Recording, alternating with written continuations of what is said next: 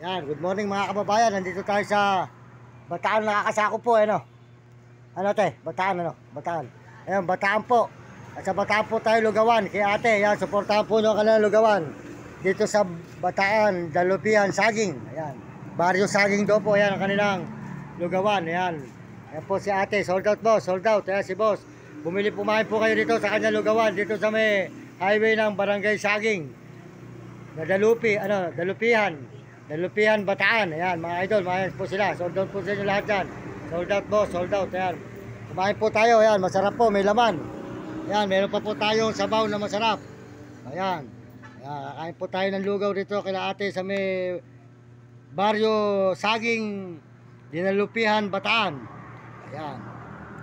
Ayan. Ayos po, masarap po sabaw, mainit na mainit. Pumunta po kayo rito, tumahin kayo, mga galing sa biyahe, mga nagugutom. Ito po, restaurant ni ate, sa may Masaging, Dalupihan, Bataan. Ayan.